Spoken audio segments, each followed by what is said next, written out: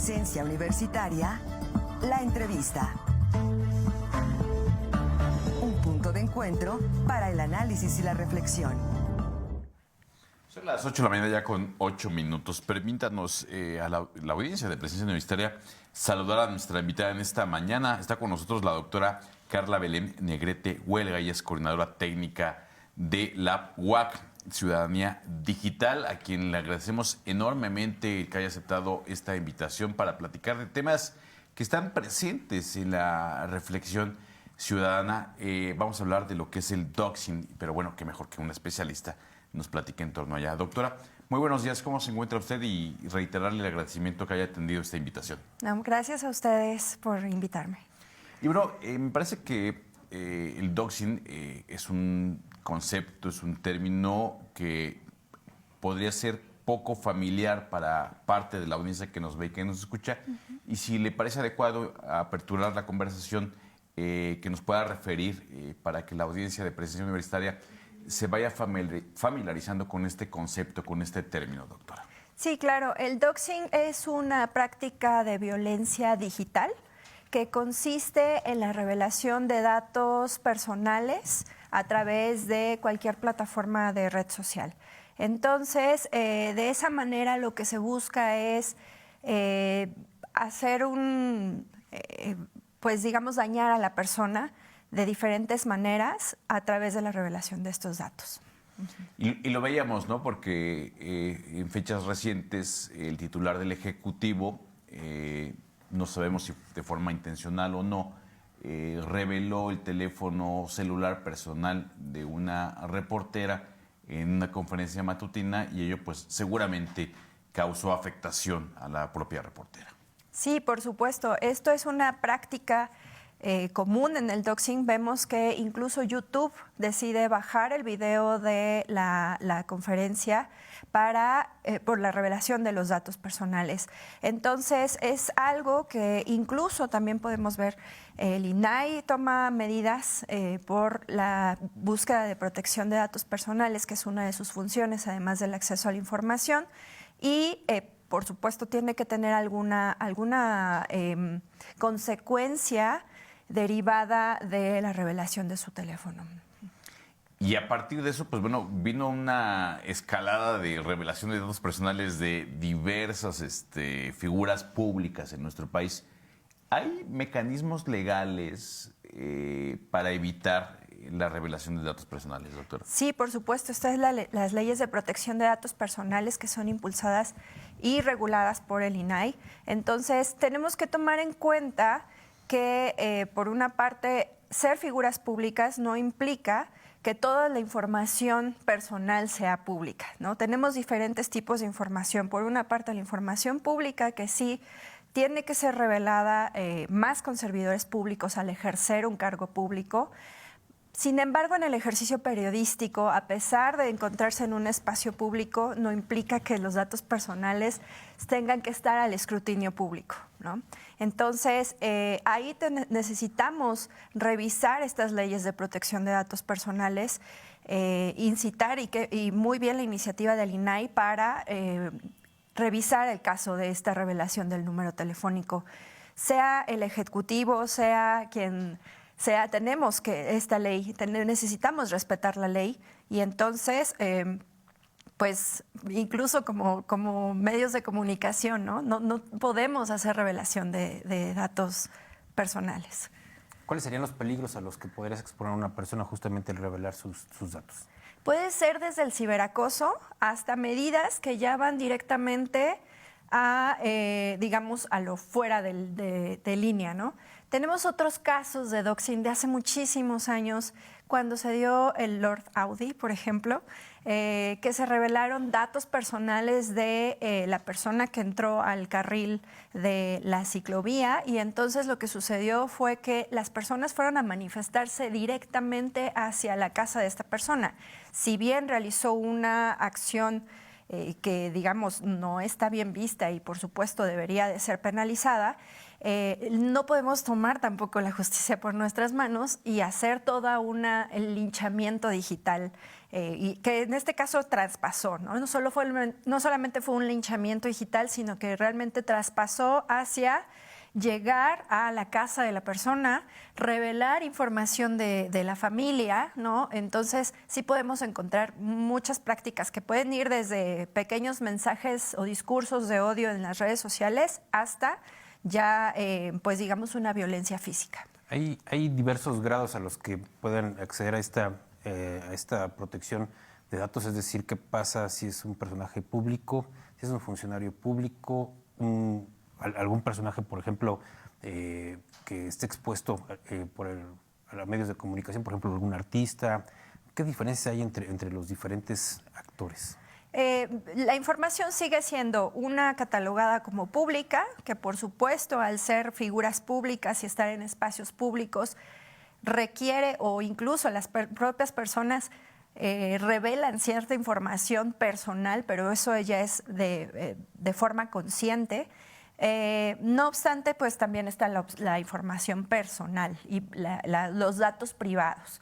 Entonces, sea una figura pública, sea un servidor público, sí hay, digamos, esas diferencias de datos. La diferencia nada más en un servidor público que está ejerciendo recursos públicos es que sí tiene ciertas obligaciones ante la ley de transparencia para justamente reconocer y transparentar, tenemos la ley de 3 de 3, ¿no? En transparentar sus ingresos y sus recursos para el conocimiento de pues, la ciudadanía. ¿Qué nos queda o qué papel debemos de jugar como sociedad para, en la medida de lo posible, erradicar este tipo de violencias digitales, doctora? ¿Qué nos queda? Bueno, es muy importante primero tener una conciencia digital, ¿no? Saber que si yo no quiero que mis datos personales sean revelados, entonces tampoco revelo los de los demás.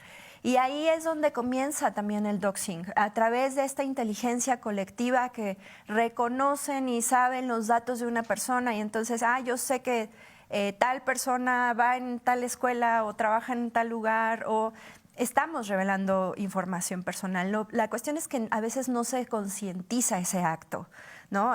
Pensamos que en la red social, porque nosotros mismos revelamos nuestros datos personales en ellas muchas veces, ¿no? Entonces, ¿qué pasa? Pues tomamos adjudicamos esta, digamos, posibilidad de revelar los de los demás. Entonces tenemos que ser conscientes que los datos personales no deben ser revelados, debemos hacer más conscientes estas prácticas, incluso cuando etiquetamos personas en redes sociales. Estamos de alguna forma infringiendo en su privacidad cuando subimos fotografías personales. Entonces, desde ahí, desde esas pequeñas prácticas, podemos dar cuenta de la revelación de datos personales, que algunos pueden no tener el objetivo de hacer un daño hacia la otra persona.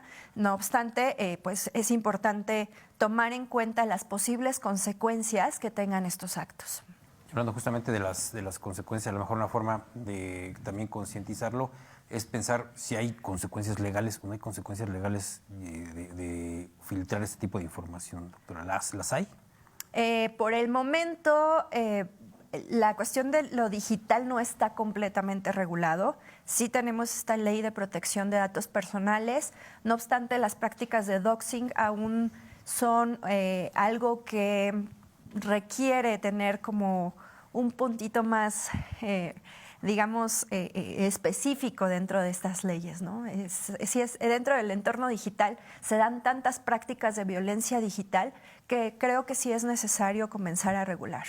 Justo es lo que quería preguntar. Me parece que la legislación, tanto local como federal, necesita avanzar, necesita evolucionar para ofrecer mayores garantías, ¿no? En este mundo digital. Ahora le llaman algunos metaverso, ¿no? Por supuesto, sí, requerimos avanzar mucho en legislación, pero creo que también mucho es parte del propio ciudadano, del propio usuario de Internet, en el sentido de decir, ¿qué cosas no quiero que se revelen? Tener un poco más de sentido ético hacia la parte digital, ¿no? Desarrollar una ética digital, digámoslo así. Entonces, es por ambos lados. Por supuesto, regulaciones que no van a la par con el desarrollo tecnológico, ni por supuesto con las prácticas sociales que realizamos desde lo digital. Pero por otra parte, también creo que queda en nosotros pensar un poco, generar esta conciencia digital y decir, esto puede dañar a otra persona o esto puede dañar incluso a mis hijos cuando subo fotografías personales. Que es algo que también hace mucha falta desde el mismo sistema educativo, desde las mismas aulas. Se ha hablado ya desde hace un tiempo de la concientización mediática que no se ha logrado, me parece, en las escuelas, ni no se ha logrado llevar justamente esta forma de educarlos justamente en el uso de los medios, pues mucho menos en lo digital. Hace falta justamente esta parte también, doctora. Sí, así es. Una alfabetización digital es algo que debería de estar dentro de los programas de educación. Dentro del Laboratorio de Ciudadanía Digital buscamos, aunque sea mediante una plataforma, lograr concientizar a las personas de este tipo de prácticas, de pues lo que sucede, no solo de estas prácticas, sino alfabetizarnos digitalmente para saber de qué se trata realmente el entorno digital.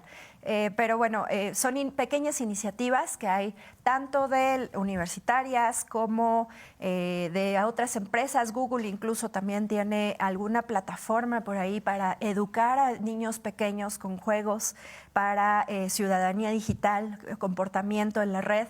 Pero bueno, son iniciativas que digamos son independientes, son no algo que hay un programa general en la educación, pero que sí debería existir.